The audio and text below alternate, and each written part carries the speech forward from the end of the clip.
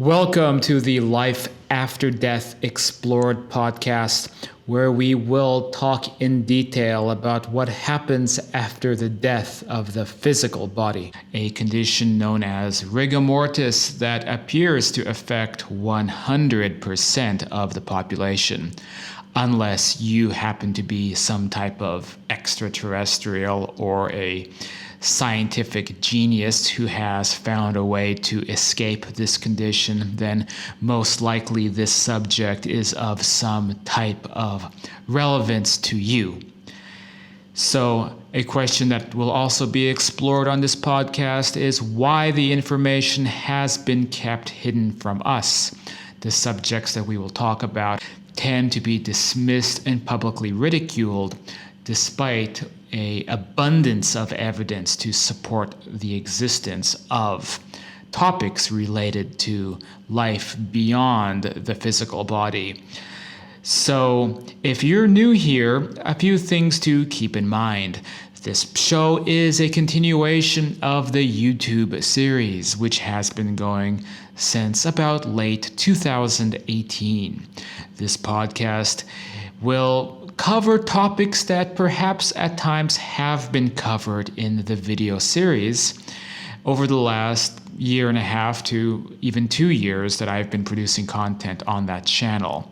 But on this podcast, I will begin from essentially scratch, talking about the nature of the subject, especially targeting those people who are new to this whole rabbit hole. Maybe you've already been down this rabbit hole, and if so, this is at least an opportunity to perhaps go back down the rabbit hole again, which will allow you to maybe see things in a new light or a new perspective. If you are new here, then you might be wondering, how could a subject like life after death be taken seriously? Because surely when the body dies, we become warm food. Our consciousness either doesn't exist or becomes something beyond our comprehension. After all, we are living in a meaningless universe, controlled by rigid materialist laws of physics, which are often encoded into us from an early age in school, and certainly reinforced by anybody going into academia and pursuing the hard sciences. However, somewhere in between those hard sciences and the often ridiculed and unfortunately credulous New Age movement, there is a truthful phenomenon known as the continuation of consciousness after death, a phenomenon some have called survival of consciousness, and it has been studied dating back to the spiritualist era and long before by scientists with names like you may have heard, such as Nikola Tesla and Thomas Edison, both of whom were deeply interested in the mysteries of the continuation of consciousness and perhaps even using electronic means to verify the existences of what they surmise to possibly be other dimensions, other dimensional modes of existence where a person's consciousness may somehow continue. Of course, these were not the only big names in history who were very interested in this subject. Many other great scientists, from John Logie Baird, one of the inventors of the radio, to William Crookes, and other famous scientists have put a lot of consideration into this most important subject. And even today, many people, many thinkers often say that one of the great mysteries of existence is what happens to us when we die. Joe Rogan, the famous podcast host, recently said that two of the biggest mysteries in life is, are we alone in the universe, and what happens when we die? The frustrating thing for a researcher like myself is that, in essence, both of these questions have already been answered. The only reason that the answers are not publicly known is because of a combination of social engineering and a lack of education concerning the subject. And so even if the answers are widely given out, people will still insist that it's not real or it's something that should be dismissed. Finally, I want to mention that this podcast is especially important, in my opinion, for people who are suffering from grief, which is an entirely common, or I would say ubiquitous phenomenon that involves all people of all religions and all walks of life. When we lose the people around us who we love, we are not just faced with the loss of those people we love, we are faced with the existential crisis that comes with the social programming that surrounds what death is, the idea of finality and the idea of non-existence. Certainly at a young age, it was this idea of non-existence which was the most terrifying for me, and ultimately led me on this pursuit from a very early age. I also came to find that the grief is exacerbated due to the fact that we are told that the consciousness or the perception of existence, that which you are, has the ability to no longer exist, which seems to be something that is altogether alien to our sensibilities. Because how is it that existence cannot exist? It doesn't even make any sense. It's like attempting to divide by zero, and we know intuitively that it's a strange, almost irrational belief, but we are told this is the way it is. Perhaps we are even told that it is a dreamless sleep that lasts forever. Of course, the evidence does not say these things. In fact, the evidence points to a very specific direction about what happens after we die. And if this is not taken seriously by you, then it means that your priorities are simply not aligned to this subject matter. However, I find, especially as people grow older and as they are facing this inevitability, suddenly a topic that they once dismissed becomes much clearer and more important, as well as people who have lost loved ones. With that said, one more point is that I have two books about the subject. One is called Understanding Life After Death, which came out in 2015, and the other one is The Afterlife and Beyond, which came out in 2018.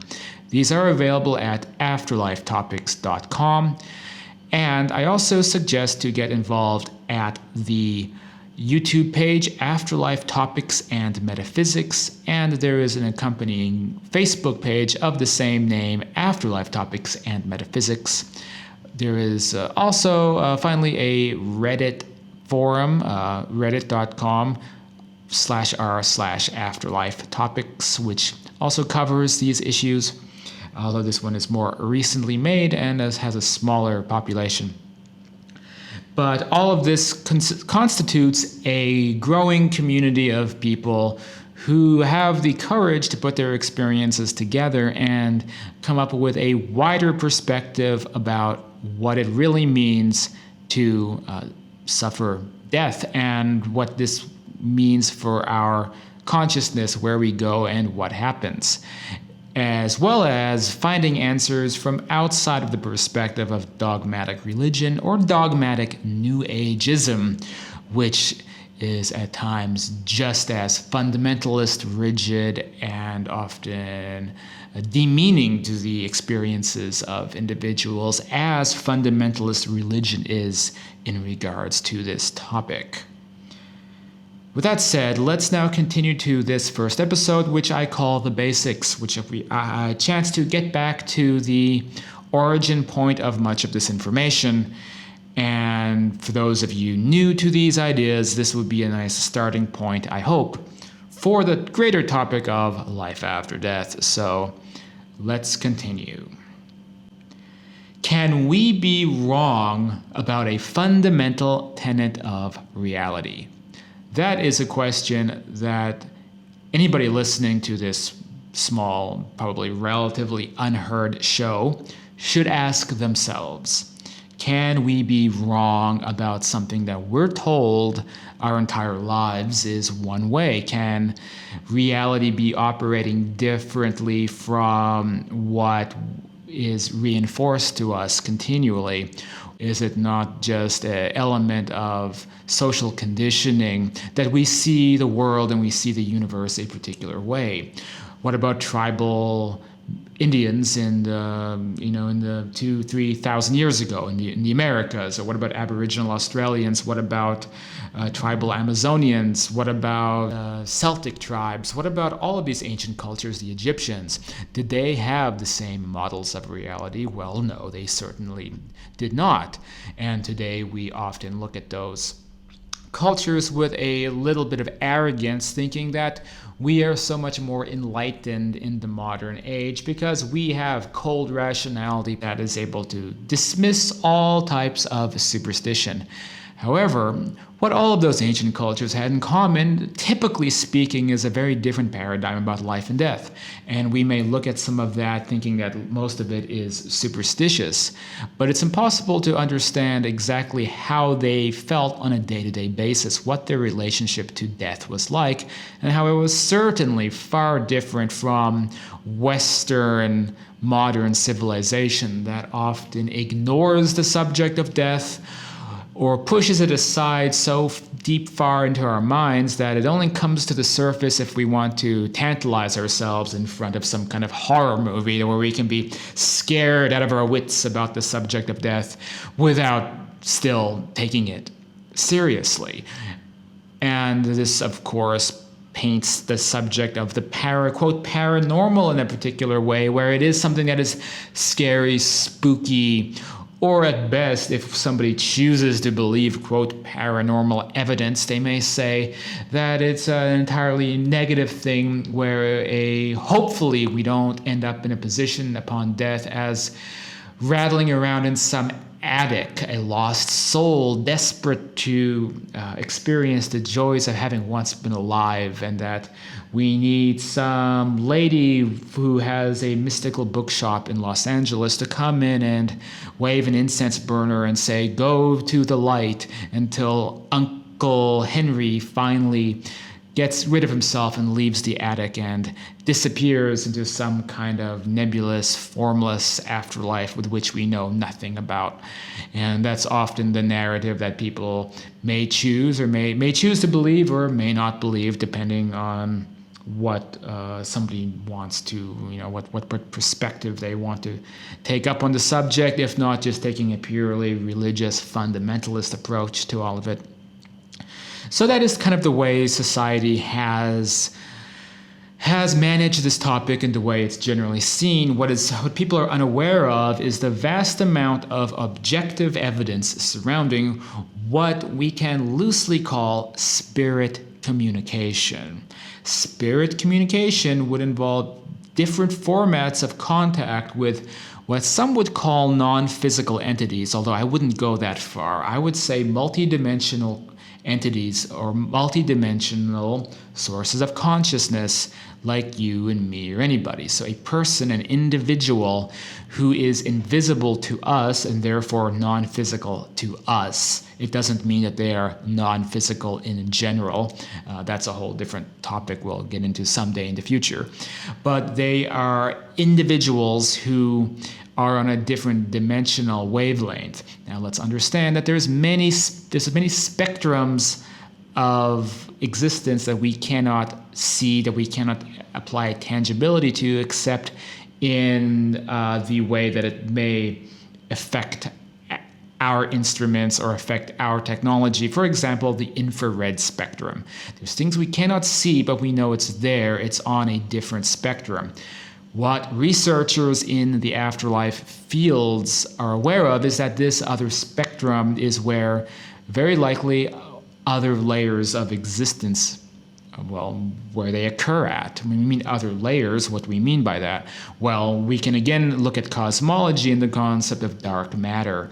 And it's believed that for every little tiny piece of physical matter we see, there is an equal, or actually much greater amount of dark matter, which is matter that exists on a different spectrum of existence, on a different dimensional wavelength. And this is mainstream cosmology, mind you. And dark matter is not fully understood. There's many theories about all of it.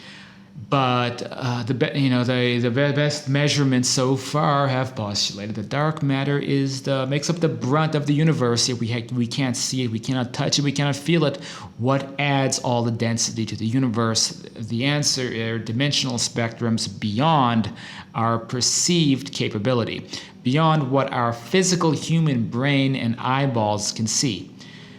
Now, some materialists believe that what our brain perceives and what our physical eyeballs can detect is all that exists, which reminds me of the days when people didn't believe that germs existed because we couldn't see them or touch them, and the reason people got sick was because of some poison in the atmosphere, some poisonous gas, or who knows what the explanations may have been back then. Sometimes there was good old-fashioned demons that had to be exorcised out of people, and that's what caused the plague. Although even back then, people were aware that there was some invisible component that was affecting our lives, much the same way that there were leaders back then, or kings and people who had the means, discovered that they could keep the plague out by burning fires around their thrones in their castles, and so the fires would be kept burning day and night during plague epidemics. And the reason this probably to some small extent worked is because it was acting as an antibiotic. It was disinfecting the throne rooms. The heat was literally keeping the virus, or not the virus, but rather the bacteria at bay. And so they adapted to that without fully understanding how it happened. In this life, in this world, we are aware that there are other dimensional things kind of affecting our instruments, but we don't really know what it is, how it works, but we do know it's there. And in the afterlife field, in the budding worlds of ghost hunting and things of that nature, we know that there's something there that affects our instruments. We know that we can get anomalous voices on tape recorders and things of that nature, but very, very little is known about what the mechanics of it are and what these so-called spirits are, who they are, what they want, where they exist, and how close they are to who you and me are, and what that relationship is to our real lives beyond just entertainment on some reality TV show. And that's where, once again, the topic of spirit communication comes into play. Because, as it turns out, what people have called, quote, ghosts appear to be sentient, conscious individuals on this unseen wavelength who have been making huge strides in communication with us for, I would say at least the last couple of 100 years. And it has, quite measurably ramped up in recent years through not only modern technology, but modern interest in the subject. And there is now more information about this than any time in history, and yet somehow this information has been kept from you. Why has it been kept from you? Well, that's another topic, again, to talk about in the future.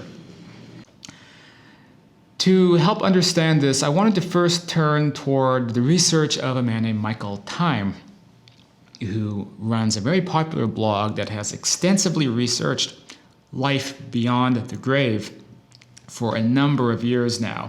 And when asked about what the most definitive proof is of life after death, Time explains that, as Sir Oliver Lodge said, it is the cumulative evidence from that era that is most convincing.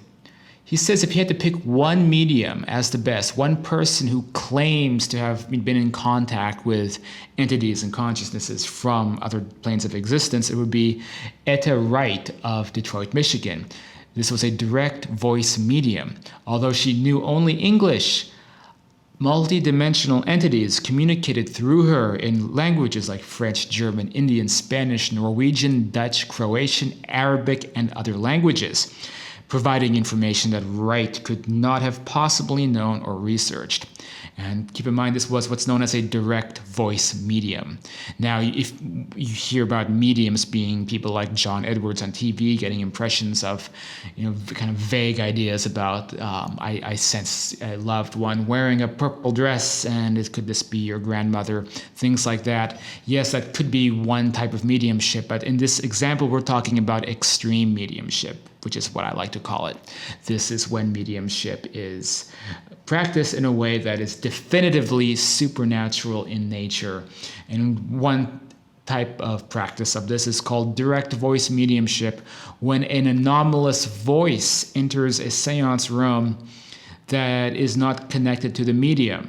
And what is allegedly happening is these unseen entities, these multidimensional individuals, have created an apparatus through the medium to communicate into the room, to be able to talk through the medium without actually using the medium's voice, but just some of her perhaps internal organs, like her throat, for example, to create a method of talking through her, even though her mouth is shut, sometimes sealed shut. In some experiments, the direct voice medium would be given a spoonful of colored water, and then he or she would spit it out at the end to prove that the same water was in her mouth. She was never able to get the tape off, and it was never the medium speaking, that the voice just anomalously appears in the room, as difficult as that may be to believe. This is what's been recorded as well by institutions like the Society for Psychic Research. But regardless, Etta Wright was one of these direct voice mediums, but she was not the only one. As Michael Time talks about in this inquiry of what is some of the best evidence in his opinion, second place would go to Lenora Piper of Boston. Now, Piper was not a direct voice medium, she was a trance medium. It took, as Time points out, it took several reads of the Piper materials before he really began to grasp it. And in his book, Reconnecting Lenora Piper, How Science Discovered the Afterlife, he talks about how he tried to present the information in a way that's easy for a layperson to understand, but warns people interested in the subject to avoid Wikipedia. There is a very aggressive campaign to make all verifiable accounts of supernatural types of incidences to look as bad as humanly possible, which is part of the social programming, the social conditioning to keep the subject buried in the sand and to prevent people from waking up about many of these elements of reality. So the great afterlife researcher Michael Time cites these two mediums as the best examples of afterlife evidence. And again, this would be Etta Wright of Detroit, Michigan, and Lenora Piper of Boston. And I've done some research on Lenora Piper, and it is one of these incidences where there's information coming through which it would just be beyond any possibility of fakery or trickery. These are mediums who are so powerful that they can, with extreme detail, identify things to sitters, to the people coming in hoping to connect with loved ones, that it would just be impossible for any mentalist to figure these things out. And so I would add to the list Leslie Flint. Like Etta Wright, Leslie Flint was also a direct voice medium who was working from around the 1940s up until he passed away in the the early 1990s. And Leslie Flint, well, many voices came through this invisible apparatus. The voices did not always sound in an audible way to be that convincing, given they had similar tonalities. And so skeptics would often say, well, it must be the medium doing these voices because they sound similar to each other, at least the male ones. The female voices tended to, oddly enough, be a bit more convincing. But however, that argument is actually a red herring because upon investigation, investigators couldn't figure out where the voices were coming from. The colored water test was implemented, and sure enough, he passed it. But more than that, the evidence coming out of the seance room was just too outstanding for alternative explanations to be, fully understood. Because in one instance, there was a doctor who came named Nanji, who came to communicate with his deceased wife, Anne Nanji. And Dr. Nanji is an Indian man from Sweden, Indian man, living in Sweden who traveled to England to connect with this particular medium. For a course of about 10 years, he communicated with her, and much like any man would talk to his wife, relaying details of their marriage that nobody else could possibly have known about. And Flint did not know this person. This was a man who heard about Flint's work and traveled from Sweden to hopefully connect with his wife after she passed away from cancer. And many of these recordings are available on the internet and can be listened to. And then it's one of those cases where, as they say, the proof is in the pudding, because in such instances, Dr. Nanji's wife, I believe actually his first name was Dina, so Dina Nanji's wife, was able to talk about things he did that day. Like, I love the bouquet of flowers he set out for me, and don't forget to change this or put away this in the kitchen and do this and that. A lot of these very intimate details of things either related to their marriage dating back a long time or things that Dr. Nanji did that day, which, again, unless this direct voice medium had a team of spies, unless he was like Sauron from Lord of the Rings and he could speak to crows who could whisper secrets to him, unless he had some power like that, then I don't think there was any human way for him to have known these details.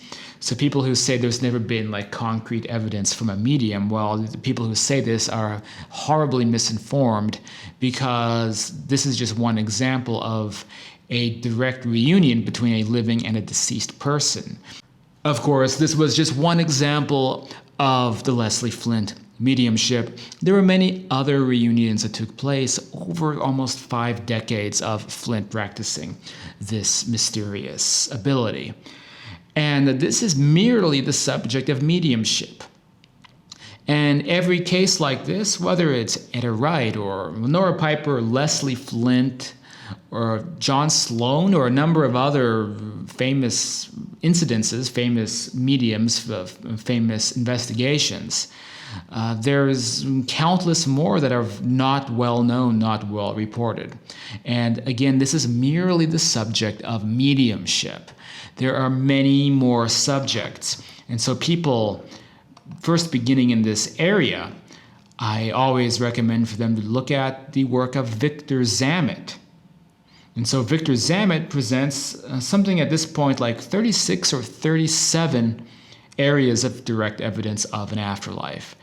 And without sounding too redundant, I'm going to check out victorzamet.com, which is one of the original resources I found concerning life after death. And I'm going to name some of, I'm going to name all of his areas of research. Each one can be explored in his book. So we begin with Physics and the Afterlife, concerning what we talked about before, dark matter and the unseen spectrums of reality. Psychic abilities that demonstrate the mind operating beyond the body, which is the paradigm that allows an afterlife to exist. Remote viewing, which is one of the most powerful so-called supernatural subjects in the world, that is, has the ability to leave even the hardest skeptics and Wikipedia contributors completely baffled.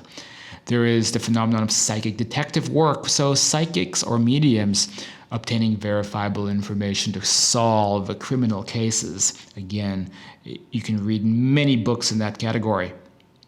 Exceptional human functioning is number 5. This is the ability for a human person to withstand great physical challenges through mind over matter, again showing the abilities of consciousness to transcend merely the physical body.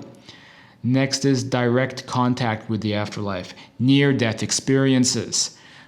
The near-death experience subject by itself is probably the most influential subject of all concerning an afterlife. Where did the sayings like "don't go to the light," where did all that stuff originate from? It originated from the near-death experience, or the NDE, where people literally report leaving their bodies and being in the condition we call an afterlife, often being greeted by deceased loved ones who come to see them as they have cardiac arrest. Again, there is a huge volume of information concerning the NDE, including many pieces of material written by skeptics or would-be debunkers. But the best debunkers can't account for why there are consistent experiences, for example, with deceased loved ones, with the flimsiest, most typical explanation being, oh, these are hallucinations. Why does everybody hallucinate the same thing? Why does everybody hallucinate leaving the body and seeing their deceased grandpa, grandma, whatever it may be? Next is out-of-body experiences, and this is what I talk about a lot in my videos, in my books, and we'll talk about on this podcast because it is something I regularly do. It can be at its best like having a near-death experience without having to be near death. It's when you can leave your body from a normal, healthy state and potentially interact with deceased individuals without having to be a medium to do it, having a direct experience with the other side, which we can sometimes train ourselves to do. At this point, I've had hundreds of out-of-body experiences and have explored in depth the conditions and the details surrounding what an afterlife is like, which is what I will be talking about on this channel. The direct, specific conditions of living in these multi-dimensional existences after we pass away here. End-of-life experiences is number 8, which are deathbed visions. When you see a deceased loved one coming to your bed, sometimes even other people in the room can see this when it happens. That leads to after-death contacts, of which there are innumerable subjects that underline this, including, but not limited to, being touched, feeling or hearing a voice during lucid hours of a deceased loved one, synchronicities and things beyond the realm of chance. Next, we have induced after-death contacts, when these types of experiences happen in controlled conditions. Guided after-death contacts. The psychomantium, which was further a device to try to guide your consciousness to make contact in a lucid way. EVP, which we know about through ghost hunting shows, but it has evolved substantially into something that allows actual cross-communication between living and deceased people, something that's happening as we speak among people, researchers, and grieving people who are attempting to maintain relationships with their spouses. Instrumental transcommunication. Imagine having an image of a deceased loved one appear anomalously on a flickering TV screen when they hijack our equipment to make themselves known to us. Next, we have what we spoke of before, mental mediums, trance mediums. I would, of course, we'll get to the physical mediums next, but we didn't mention writing mediums, painting mediums. And if you watch a painting medium perform, and you can watch them on YouTube, imagine somebody has a paintbrush in the left hand, a paintbrush in the right hand, a paintbrush on their right toe, a paintbrush on their left toe, creating at once 4 beautiful paintings, all while appearing to be asleep. And this being documented and recorded by investigators. There is no rational explanation unless you're just so stubborn that you just have to deny that something is real, even without an alternative explanation. These are the things that destroy the skeptics. We have book and newspaper tests and the cross correspondences. The cross correspondences being when a medium works with other mediums in other parts of the world to put pieces together of puzzles or messages that only make sense when all the pieces are put together. And then it adds up to a complete message, which was pretty difficult to do in the days before mass telecommunication, but it was happening. We have physical mediumship, which Victor describes as the ultimate proof. This concerns direct voice mediumship that we already spoke about, the Skoll experiments of controlled conditions where mediums affecting the physical environment around them were able to produce paranormal phenomena witnessed by scores of scientists in the mid-1990s. We then, of course, have materialization mediums when a spirit person, an individual on this other spectrum, actually manifests into the room through using the medium. We have spirit doctors. Imagine having a molar removed at a trance session. and you don't know how, the dentist looks at it and it's like, how the heck did you get rid of this wisdom tooth? It looks perfectly done. Where the heck did your wisdom tooth go? And it's like, well, I went to a spirit doctor last weekend and I was put unconscious by powerful energies, and then a spirit came out of a medium and using physical hands went into my mouth and made the tooth disappear. Sounds crazy, but these are the types of alleged reports that have happened out of seances involving spirit doctors. Next, we have the common things that everybody knows about: ghosts, poltergeists, Ouija boards, drop-ins, and possession/obsession incidences in pop culture. Very scary stuff until you look at the big picture and see that, okay, it's not so scary. It's just one more sub-phenomena of the big picture of there being neighboring dimensions that interact with our own and produce sometimes positive, sometimes, nice reunions, and sometimes negative things, sometimes disturbed entities, disturbed people. Just like there are disturbed people here, there appears to be disturbed people in other dimensions as well, who sometimes cause problems for us here. We call it ghosts and poltergeists, but it's just other dimensions interacting with this dimension. If dimension is even the correct terminology, really we should say other planes of existence that interact with our own. And so we have, through superstition and suppression of information, called these things ghosts and other spooky subjects, but it's not accurate. It's just people in other realms of existence. And I say realms because it's not just going to be one place we're talking about. It could be innumerable other frequencies of existence, that so many different life forms are just kind of like stacked on top of each other.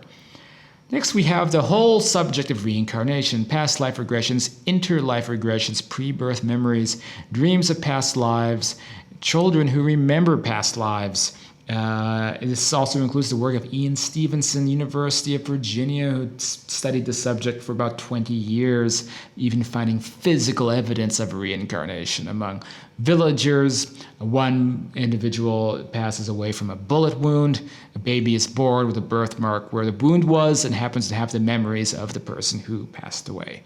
The types of research done by the University of Virginia back then.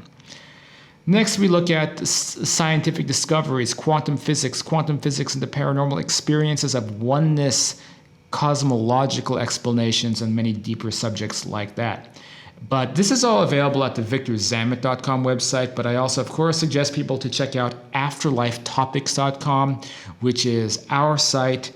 And in addition to the book Understanding Life After Death, where I outline some of these subjects, ultimately provide the case for that there is an afterlife, and provide the details of what such a condition is and what it's like to be in such a place. It also the website also has a section called Destroying Debunker Arguments. So if you've made it this far, and maybe you're a skeptic and you don't think any of this could be real, I have a list of PDF files, research papers, and many more areas of information that you can check out, which are almost impossible to dismiss, especially in the light of honest research. So that, in essence, that is the some of the nuts and bolts of the different subjects in this area. But again, that's just the beginning. What's amazing is that to hold the position that there is no evidence of life beyond the grave, you have to take every area of evidence like this and somehow have the audacity or arrogance or whatever it may be to dismiss all of it, to say all of it is wishful thinking. This is an extremely unscientific way of approaching this subject.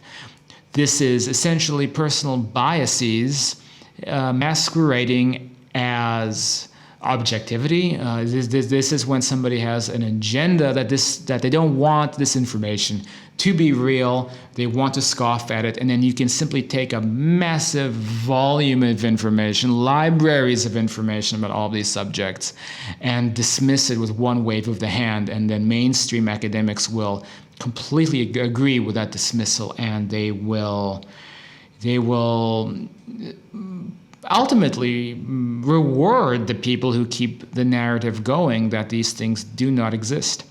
They will provide promotions and speaking opportunities for those who keep the machine going.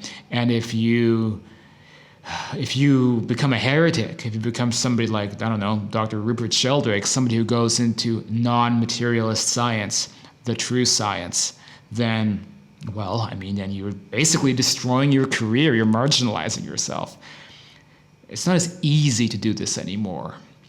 The materialist structure, the materialist machine doesn't have quite the same amount of power. Even if they think they have a monopoly on thought by controlling Wikipedia and other major areas of information, people in general just know this stuff exists. They know out there, and it happens to so many people on an individual basis. For me personally, I'm a world traveler. I often hop from country to country. Right now, I'm recording this in Malaysia. Even somebody I met here, she told me a story that she met her grandmother who walked in shortly after she passed away and provided important information concerning her will and where certain assets needed to be allocated to, and she actually didn't even know her grandmother. She felt bad because she never got to meet her in life here. And one morning, her grandmother appears at her bedside, and then she felt happy because she finally got to meet her grandma, even though she had passed away a few days before. And although her family dismissed this and they didn't take it, they didn't heed her grandmother's wishes. This is just one example that it's almost like I can meet random people and they all have amazing stories to share. Not everybody does, but a big percentage of the global population has experienced the other side. So it's time now to explore it and figure out what exactly happens to us when we cross over. Where do we go? What are these parallel realities like that we find ourselves in? What is the relationship between these parallel realities and what we commonly hear about in regard to, quote, the light or God or things like that? What is the relationship between our individual souls and a greater collective? Do our individualities persist? Do our physicalities persist? How physical is another plane of existence compared to this plane of existence? When people are all living in this unseen spectrum, what are their lifestyles like? What do they do on a day-to-day basis? Well, I've been asking those questions for a number of years. And interestingly, I've been able to get answers to many of those things just through my experiences without even delving into all the research. I have received answers and found that they actually have lined up with other areas of this subject, that other conclusions other people have independently concluded as well.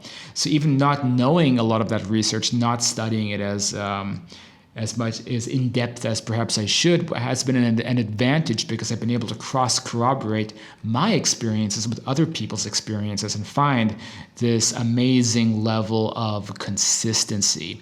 And that consistency is the backbone of this work. With all that being said, thank you for listening to this first episode, and that is hopefully a good primer on the evidence of a life after death, that this isn't an unanswerable or unknown question. It has been answered in many different related subjects that have all pointed in the same direction over the last couple hundred years of research. And now comes the difficult part of this rabbit hole, which is trying to understand reality and your own existence, your own life in the face of a greater reality and the possibilities of what continues after we leave this life, and how this could affect our own lives here, and how we can look at the future of our lives, our goals, and what we want out of life, what matters and what doesn't matter. Thanks again for watching. This is Life After Death Explored with Cyrus Kirkpatrick. You can get involved at afterlifetopics.com, or even become a patron at patreon.com/afterlifetopics. And be sure to check out the YouTube channel of the same name, Afterlife Topics and Metaphysics, where there's a lot more about many, many, many more areas of subject matter covered on that show, which we will get to eventually on this podcast.